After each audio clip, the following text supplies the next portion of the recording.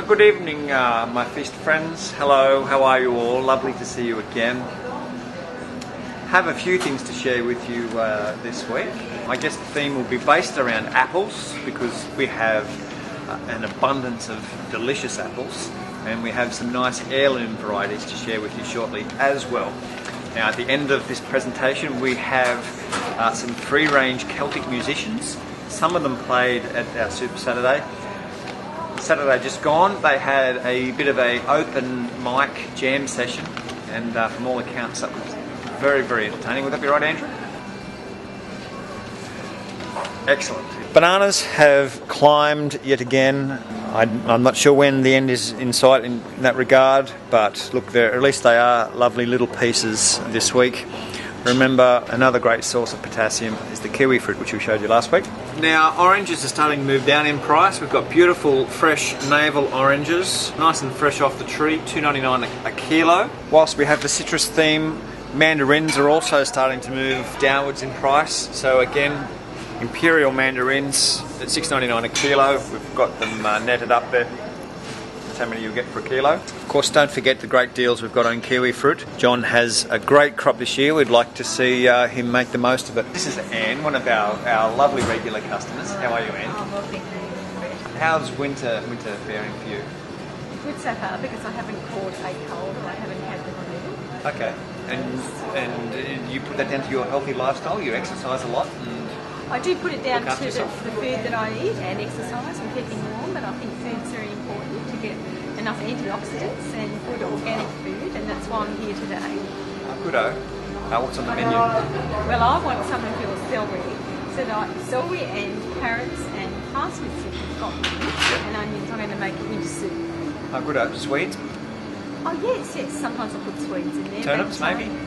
Yes, No? Yes, I love turnips, yes. Okay, they're starting. Throw all of that in and then I'll get some of your lentils over there, preferably the green, sometimes the red. And that is delicious. All and right. It's packed with nutrients. Dinner at Anne's tonight.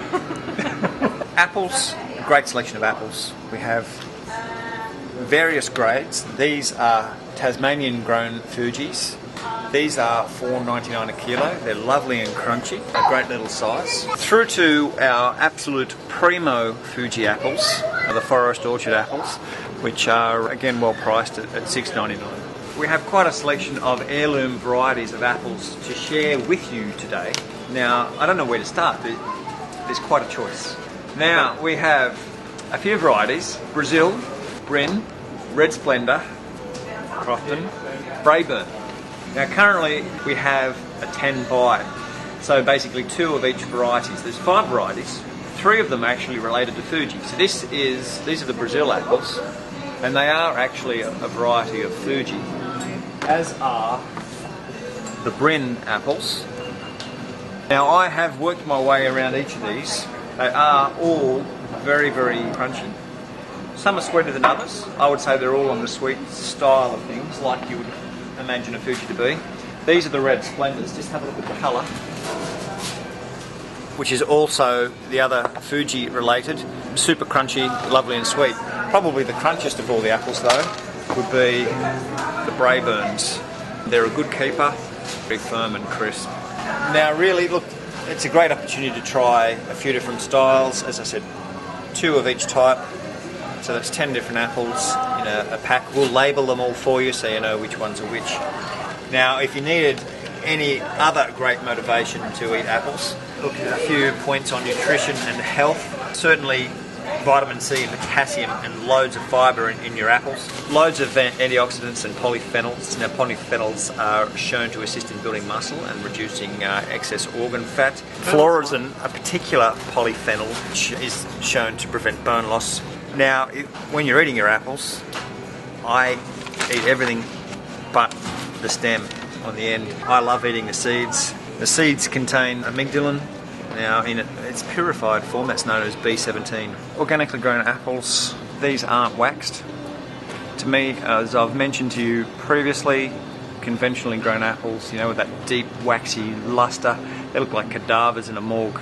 Chemicals you won't find on organically grown apples that are used in the conventional industry, things like carbaryl, phosmet, chlorpyrifos, diazinon, up until recently, endosulfan. All of those chemicals are known to be persistent in the environment and bioaccumulate. Celery, large pieces this week, so definitely halves to go.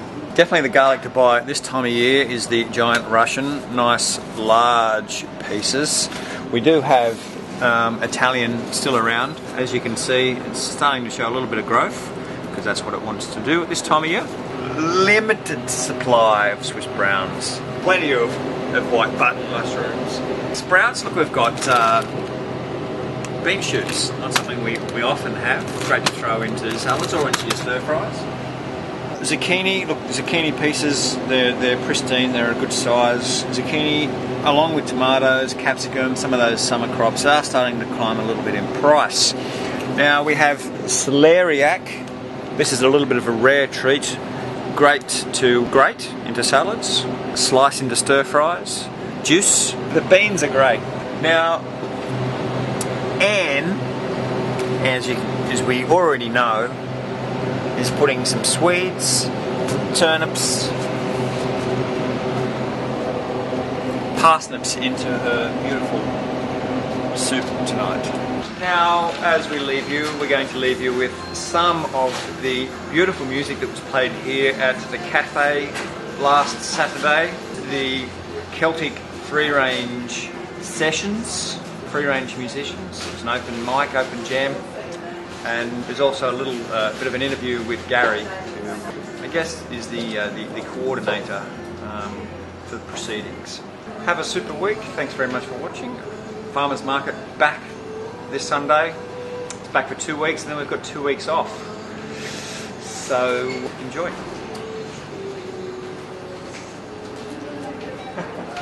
This is what you'd call an Irish or Celtic session, and you just put the word out, and people who like that sort of music turn up, and you have a lot of tunes in common, so someone will play a tune and everyone will join in if they know it, and so the number of musicians is not specified. You might get 3 turn up, you might get 30 turn up, and everyone just sits around and plays, and when you need a rest you go talk to someone, and when you finish talking to someone you pick up your instrument and start playing again. Sure. And it's like a common language. All the way around the world you find people who play Celtic music, and the tunes are the same tunes, or very similar, and so you can go anywhere and find someone who will also know those tunes. And so we had this here today just by way of opening an exhibition of my work. You can see one of them there behind me. So can you tell us about the exhibition? So this is an exhibition of drawings, and sort of linked by theme, escape or adventure maybe. And the Celtic session was a nice way of just getting everyone together and making a community event. How long have you been organising these sorts of events and playing in them? Sessions, I play at sessions all the time, but this particular one, well, it's the first time that I've organised a session. So just because I got to know John and like the atmosphere of this place and the ethos of it, etc., etc., I thought it was a good spot to have artworks on display. It's what I like about folk music in general. It's all positive, and the atmosphere is friendly. People are willing to get along with one another, and it's all good things in life. Antidote to the news, etc.